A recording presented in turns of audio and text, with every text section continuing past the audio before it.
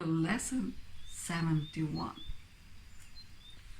Only God's plan for salvation will work. You may not realize that the ego has set up a plan for salvation in opposition to God's. It is this plan in which you believe. Since it is the opposite of the God's, you also believe that to accept God's plan in place of the ego's is to be damned. This sounds preposterous, of course. Yet, after we have considered just what the ego's plan is, perhaps you will realize that, however prosperous it may be, you do not believe it. The ego's plan for salvation centers around holding grievances. It maintains that if someone else spoke or acted differently, if some external circumstance or event were changed, you would be saved. Thus, the source of salvation is constantly perceived as outside yourself. Each grievance you had held is the declaration and an assertion in which you believe that says, if this were different, I would be saved. The change of mind necessary for salvation is thus damned of everyone and everything except yourself. The role assigned to your own mind in this plan, then, is simply to determine what, other than itself, must change if you are to be saved. According to this insane plan, any perceived source of salvation is acceptable provided that it will not work. This ensures that a fruitless search will continue, for the illusion persists that, although this hope has always failed, there is still grounds for hope in other places and in other things. Another person will yet serve better, another situation will yet offer success. Such is the ego's plan for your salvation. Surely you can see how it is in strict accord with the ego's basic doctrine. Seek, but do not find. For what could more surely guarantee that you will not find salvation than to channelize all your efforts in searching for it where it is not? God's plan for salvation works simply because by following His direction, you seek for salvation where it is. But if you are to succeed as God promised you, you must be willing to seek there only. Otherwise, your purpose is divided and you will attempt to follow two plans for salvation that are diametrically opposed in all ways. The result can only bring confusion, misery, and a deep sense of failure and despair. How can you escape all this? Very simply. The idea for today is the answer. Only God's plan for salvation will work. There can be no real conflict about this, because there is no possible alternative to God's plan that will serve you. His is the only plan that is certain in its outcome. His is the only plan that must succeed. Let us practice recognizing this certainty today, and let us rejoice that there is an answer to what seems to be conflict with no resolution possible. All things are possible to God. Salvation must be yours because of His plan, which cannot fail. Begin the 2 longer practice periods for today by thinking about today's idea and realizing that it contains 2 parts, each making equal contribution to the whole. God's plan for your salvation will work, and other plans will not. Do not allow yourself to become depressed or angry at the second part. It is inherent in the first, and in the first is your full release from all your own insane attempts and mad proposals to free yourself. The have they have led to depression and anger, but God's plan will succeed. It will lead to release and joy. Remembering this, let us devote the reminder of the extended practice periods to asking God to reveal His plan to us. Ask Him very specifically, what would you have me do? Where would you have me go?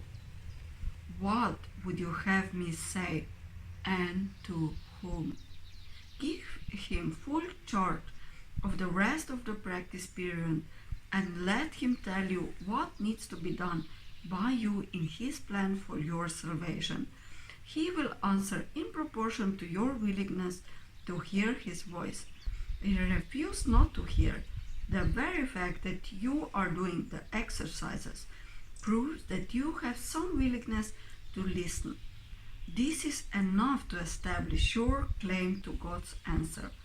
In the shorter practice periods, tell yourself often that God's plan for salvation and only His will work. Be alert to all temptation to hold grievances today and respond to them with this form of today's idea. Holding grievances is the opposite of God's plan for salvation, and only His plan will work. Try to remember today's idea some 6 or 7 times an hour. There could be no better way to spend a half minute or less than to remember the source of your salvation and to see it where it is. Lesson 71. Only God's plan for salvation will work.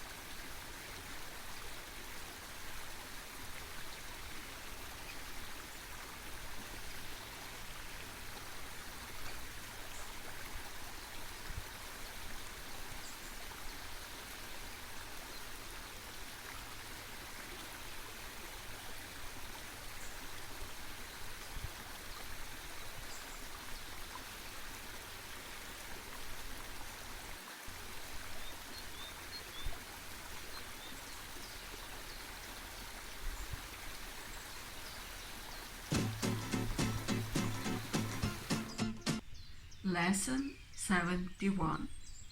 Only God's plan for salvation will work.